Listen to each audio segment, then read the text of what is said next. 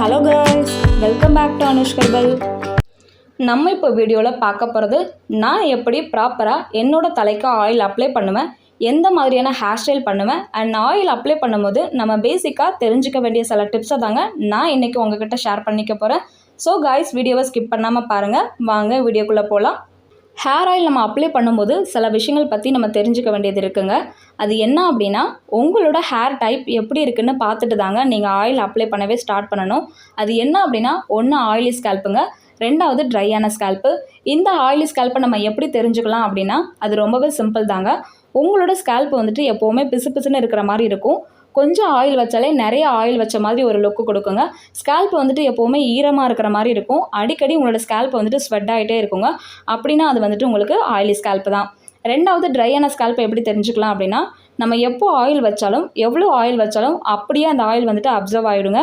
பார்க்குறதுக்கு உங்களோட ஹேர் வந்துட்டு ஆயில் வைக்காத மாதிரி ரொம்ப ட்ரையாக தாங்க இருக்கும். இது ட்ரையான ஸ்கேல்ப்பு. ஸோ நீங்கள் உங்களோட ஸ்கேல்ப் எப்படி இருக்குன்னு பார்த்துட்டு தாங்க ப்ராப்பராக ஆயில் வைக்கவே ஸ்டார்ட் பண்ணணும். ஆயிலி ஸ்கேல்ப்பாக இருக்கும்போது ரொம்பவும் வந்துட்டு ஆயில் அப்ளை பண்ணக்கூடாதுங்க.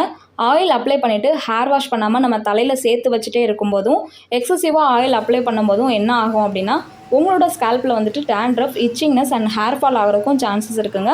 தலையில் ஒரு மாதிரியான பிசுபிசுப்பு இருந்துகிட்டே இருக்கும். இதனால் வந்துட்டு தலையில் அதிகப்படியான அழுக்கு சேரவும் வாய்ப்பு இருக்குங்க.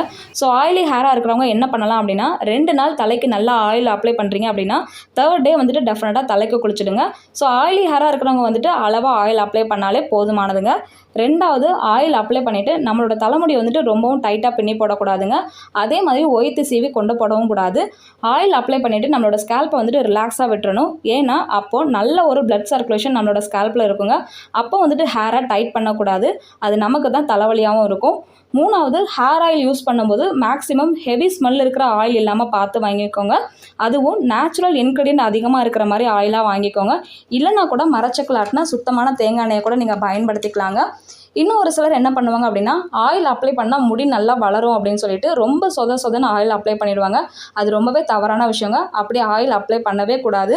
ஒரு சிலர் என்ன பண்ணுவாங்கன்னா, ஆயில் அப்ளை பண்ணிவிட்டு 2 நாளைக்கு அப்படியே பின்னல் போட்டுட்டு விட்டுருவாங்க. அளவுக்கு அதிகமாக நம்ம ஆயில் வைக்கும்போது என்ன ஆகும் அப்படின்னா, நம்மளோட ஸ்கேல்ப்பில் வந்துட்டு முடியிலையும் டர்ட்ஸ் வந்துட்டு அதிகமாக சேரும். டேண்ட்ரஃபும் வந்துட்டு ரொம்பவே எக்ஸ்ட்ரீம் ஆகும். நம்மளோட தலையை வந்துட்டு எப்போ பார்த்தாலும் சொரிஞ்சிட்டே இருக்கும் சொல்லுங்கள். இது நமக்கு தான் ரொம்பவே இரிட்டேட் ஆகும். ஸோ உங்களோட ஸ்கேல்ப்புக்கு தேவையான அளவுக்கு ஆயில் வச்சாலே போதுமானதுங்க.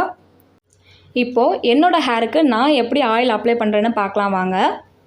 ப்ராப்பராக ஆயில் அப்ளை பண்ணுறதும் நம்மளோட ஹேர் கேர் ரொட்டீனில் மெயினான ஒரு விஷயங்க. ஸோ எப்போ ஆயில் அப்ளை பண்ணாலும் நம்ம பொறுமையாக தாங்க ஆயில் அப்ளை பண்ணணும். சும்மா எடுத்தோம் கவுத்தோன்னு நம்ம ஆயில் அப்ளை பண்ணிவிட்டு போயிட முடியாதுங்க. ஆயில் அப்ளை பண்ணுறதுக்கு முன்னாடி உங்களோட தலைமுடியில் நல்லா சிக்கு எடுத்துகிட்டு ஆயில் அப்ளை பண்ணுங்கள். சிக்கு எடுக்கும்போது முடியை இப்படி 2 பார்ட்ஸாக பிரிச்சுட்டு சிக்கு எடுத்தோம் அப்படின்னா ஈஸியாக சிக்கு எடுத்துடலாம். நான் எப்போவுமே இந்த மெத்தடை தாங்க ஃபாலோ பண்ணுவேன். ஈஸியாக எப்படி சிக்கு எடுக்கலான்னு கூட தனியாக ஒரு வீடியோ கொடுத்துருக்கேன். உங்களுக்கு தேவைப்பட்டால் அந்த வீடியோவை செக் அவுட் பண்ணி பாருங்கள். இந்த ஹேர் ஆயில் நானே ப்ரிப்பேர் பண்ண ஹோம்மேடு ஹேர் ஆயிலுங்க. நான் எப்போவுமே வீட்டில் ப்ரிப்பேர் பண்ணுற ஹோம்மேட் ஆயில் தான் யூஸ் பண்ணுவேன். ஒன் டைம் இப்படி ப்ரிப்பேர் பண்ணுற ஆயிலை 3 அல்லது 4 மாதம் வரைக்கும் ஸ்டோர் பண்ணி யூஸ் பண்ணிக்குவாங்க. நம்ம வீட்டில் ப்ரிப்பேர் பண்ணுற ஆயில் தான் நல்ல ஒரு எஃபெக்ட்டும் கொடுக்கும். இந்த ஹேர் ஆயில் எனக்கு நல்லாவே ஒரு சேஞ்சஸ் கொடுத்துருக்குங்க. ஆயிலை 2 பக்கமும் முடியில் நல்லா அப்ளை பண்ணிவிட்டு அதுக்கப்புறமா நம்ம ஸ்கேல்ப்பில் அப்ளை பண்ணிக்கலாம். உங்களோட ஸ்கேல்ப்புக்கு தேவையான அளவுக்கு ஆயில் அப்ளை பண்ணிக்கோங்க. ஆயில் அப்ளை பண்ண பிறகு ஹெட்டில் வந்துட்டு நல்ல ஒரு மசாஜ் பண்ணி விடுங்க, ஒரு 5 to 10 minutes வரைக்கும். இப்படி நம்ம ஹெட் மசாஜ் பண்ணும்போது நம்மளோட ஸ்கேல்ப்பில் வந்துட்டு நல்ல ஒரு ரத்த ஓட்டம் இருக்குங்க. நம்ம மைண்டும் வந்துட்டு ரொம்ப ஸ்ட்ரெஸ் ஃப்ரீ ஆகிற மாதிரி ஒரு ஃபீல் இருக்கும். நல்ல ஒரு ரிலாக்ஸேஷன் இருக்குங்க. ப்ராப்பராக நம்ம ஹேர் ஆயில் அப்ளை பண்ணாலே சீக்கிரமாக நம்மளோட ஹேர் ஃபால் வந்துட்டு கண்ட்ரோல் ஆகிடுங்க. இப்போது ஹேர் எண்டு வரைக்கும் நல்லா ஆயில் அப்ளை பண்ணிவிடுங்க. ஸ்கேல்ப்பில் நல்லா கான்சன்ட்ரேட் பண்ணி மசாஜ் பண்ணி விடுங்க.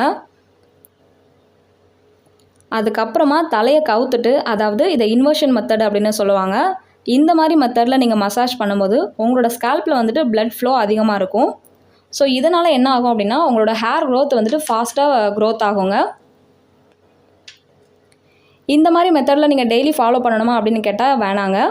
நீங்கள் வீக்லி ஏதாச்சும் ஒன் டைம் நீங்கள் வந்துட்டு ஆயில் பாத் எடுப்பீங்களா, அந்த மாதிரி டைமில் இந்த இன்வர்ஷன் மெத்தடை நீங்கள் ட்ரை பண்ணி பாருங்கள். ஸ்லோ மோஷனில் நல்லா மசாஜ் பண்ணி விடுங்க. ஸ்கால்பில் வந்துட்டு மசாஜ் பண்ணுறேன் அப்படின்ட்டு நகத்தை போட்டு சொரியக்கூடாதுங்க. நம்மளோட விரல் பகுதியை வச்சு தான் நம்ம யூஸ் பண்ணணும். ஆயில் அப்ளை பண்ணுற ப்ராசஸ் முடிஞ்சிட்டுங்க. இப்போ உடனே வந்துட்டு நம்ம தலையில் சீப்பு போடக்கூடாது. ஏன் அப்படின்னா நம்ம தேய்ச்சிருக்க ஆயிலும் பண்ணிவிட்ட மசாஜும் வந்துட்டு நம்மளோட ஸ்கால்பில் வந்துட்டு நல்லா இறங்கும். ஸோ ரிலாக்ஸாக விட்டுறலாம். ஒரு 10 மினிட்ஸ் கழித்து நம்மளோட தலையை வந்துட்டு நல்லா மடித்து பின்னி போட்டுடலாங்க. இப்போ நான் ஆயிலி ஹேரில் இருக்கும்போது எப்படி ஹேர் ஸ்டைல் பண்ணுறேன்னு பாருங்கள். நல்லா தலையை பின்னிட்டு எப்போவுமே நான் வந்துட்டு மடித்து கட்டிட்டு தாங்க வீட்டில் இருப்பேன். டே டைம் பின்னும்போது இப்படி ரிப்பன் வச்சு நல்லா மடித்து கட்டிடுவேங்க. வெளியே போகும்போது மட்டும்தான் கொஞ்சமாக முடி விட்டுட்டு ஹேர் பேண்ட் போட்டுக்குவேங்க. ஹேரோட எண்டு வரைக்கும் நல்லா பின்னிடுவேன். இந்த மாதிரி ரிப்பன்லாம் வச்சு நம்ம மடித்து கட்டும்போது என்ன ஆகும் அப்படின்னா, முடி வந்துட்டு ஒரு சிலருக்கு ஏற்ற இறக்கமாக கட்டை நட்டையமாக வளர்ந்துருக்கும்ல, அந்த மாதிரி இல்லாமல் முடி வந்துட்டு ஒன்று போல் ஈவனாக வளர்கிறதுக்கு இது ஒரு நல்ல மெத்தடுன்னே சொல்லலாங்க. அதே மாதிரி முடி வந்துட்டு கீழ் முடி மட்டும் 2 வெடிச்சு போயிருக்குல்ல, ஸ்ப்ளிட் எண்ட்ஸு, அதெல்லாம் கூட இது நல்லா கண்ட்ரோல் பண்ணி தரும். ஹேர் வந்துட்டு ரொம்ப டேமேஜ் ஆகாதுங்க, அதிகமாக பிரேக்கேஜும் ஆகாது. ஒரு சிலருக்கு கீழே உள்ள முடி மட்டும் ரொம்ப சிக்கு விழும் பார்த்தீங்களா, அந்த மாதிரி சிக்கு விழாமல் இது நல்லா ஸ்மூத்தாக இருக்கும் முடி வந்துட்டு. அதே மாதிரி ஒரு சிலருக்கு நுனி முடி மட்டும் பார்க்கறதுக்கு ரொம்ப ரஃப்பாக, ரொம்ப பார்க்குறதுக்கே ரொம்ப அசிங்கமாக ப்ரஷ் மாதிரி இருக்கும்ல, அந்த மாதிரி இல்லாமல் ரொம்ப ஸ்மூத்தாக சாஃப்டாக இருக்கும் இந்த மாதிரி மடித்து கட்டும்போது. அதே மாதிரி ஹேர் வந்துட்டு நல்லா வளர்கிறதுக்கு இது ஒரு நல்ல சான்சஸுங்க. இந்த மாதிரி மெத்தடை நீங்களும் ட்ரை பண்ணி பார்த்துட்டு உங்களோட எக்ஸ்பீரியன்ஸை மறக்காமல் கமெண்ட் பண்ணுங்கள். அடுத்த வீடியோவில் பார்க்கலாம். தேங்க்யூ.